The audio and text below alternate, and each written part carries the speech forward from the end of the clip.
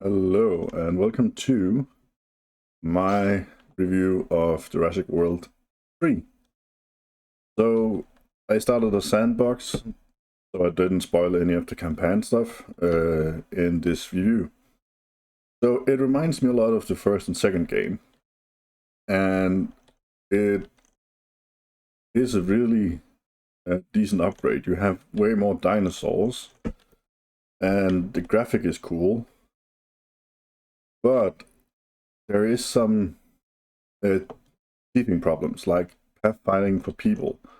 Like right here, they're stuck, and it affects your park negative when they get stuck. So it seems like some of the problems that was in Planet Coaster 2 with pathfinding and stuff like that seems to be in this game as well. There is some cool new additions though, like maintenance post. So you place those, and then you just get a maintenance team, add the task by clicking this one, and everything within this range will be taken care of by the team. So you do not have to worry about fueling up your generators because it does it by itself. So that's really, really nice. I hated that minor macroing thing in the previous games, that you always had to look into it. Then they added a cool new feature. You can have babies. So right now, I can see that I have too many dinosaurs in this exhibit. So the area is too small because they actually bred, and they bred way more than I actually imagined they would. So I have to sell some of them at some point, because when they're not feeling great, they will not breed. But if I go over here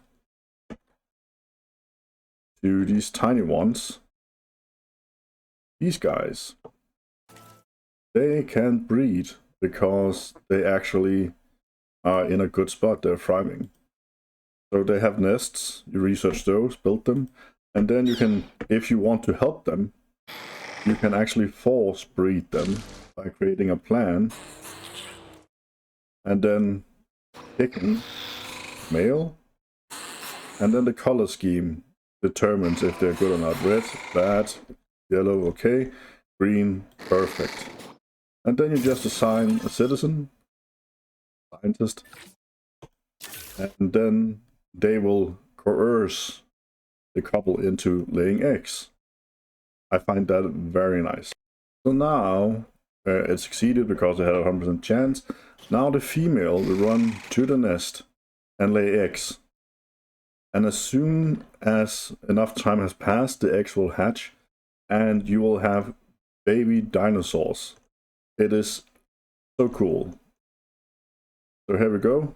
And she laid eggs. 2 eggs. Semi-decent.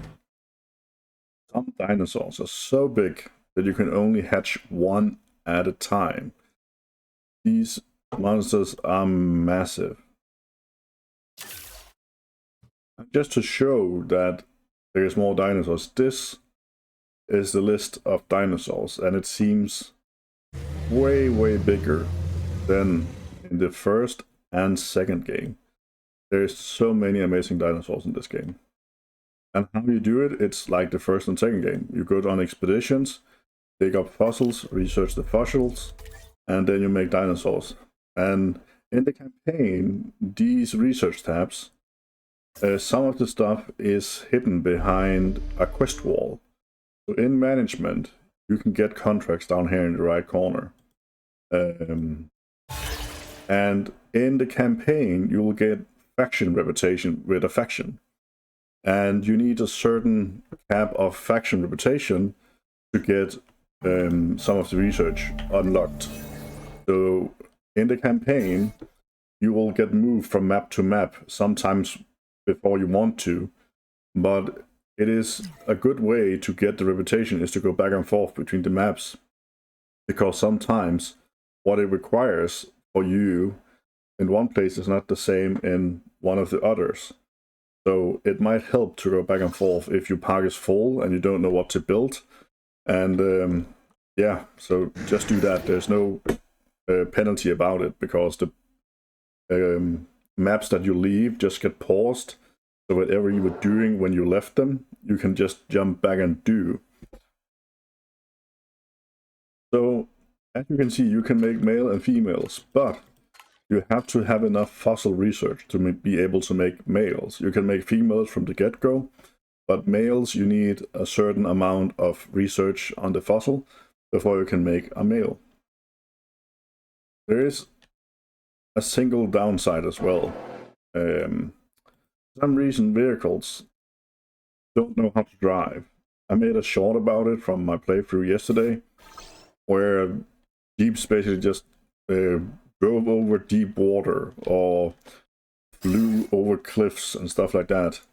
In this sandbox, I'm sad I didn't record it, but when they go through gates, at times they hit the gate on the side and then they fly over the fence into the exhibit. And it's crazy because they lose like half their hit points by doing it. And it is kind of annoying that cars do not know how to drive, apparently. So that's not the best. And also, I kind of wish, like in Planet Zoo, if you play Planet Zoo, if you click an exhibit, you will be told what's inside. I cannot find any way or form to do that in this game, because right now, as you can see, I have too many dinosaurs here. So the area is too small, and I need to get rid of some of them. But it might be hard to actually find them in the midst of it. Like over here, the tiny dinosaurs over here. If I had to find one to click it, there's one here. But if I really had to find one and click it, it would be so much easier if I could just click the fence, and then this exhibit came up, and then something would track what dinosaurs are inside. So I can see the overall amount of dinosaurs, how happy they are, if they're unhappy, and all that jazzy stuff, like in Planet Zoo. It would really make it easier, because right now I don't know that in here they are unhappy, because there's no warning, there's nothing telling me it. It's only if I mouse over it by like chance that I actually know that something is wrong. So that would really be nice if they added that into the game. Another thing I wish they added in the campaign mode is when you're playing the sandbox and you release a dinosaur for the first time, you get introduced to it. You get some facts about it. A voice comes over and tells you, oh, about this and this. And it's pretty cool that it does that. But for some reason, it does not do that in the campaign. And you can even get it to tell you how to actually pronounce the names. I still slaughter the names, though. I really am not good at the dinosaur names. So that would also be a really cool feature. But they did add a lot of different stuff to this game from the second game and first game. So if you like dinosaur games, I would really recommend it, because it's just a great game. Now I'm just waiting for my eggs to hatch so I can show you the new dinosaur, or one of the new dinosaurs. Okay, so I just want to show you this dinosaur because I get to get it in the campaign, and I just saw it and it was amazing. So without further ado, the Titan. Incubation complete. Prepare asset for release.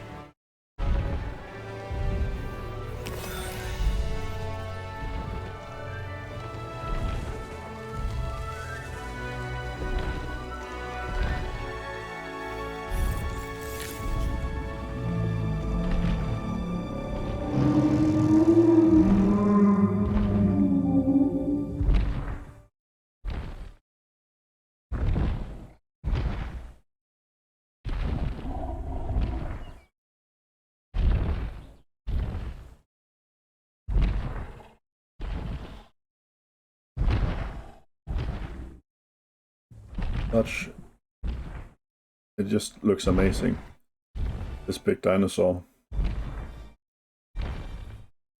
The enormous Patago Titan, one of the largest animals ever to roam the earth.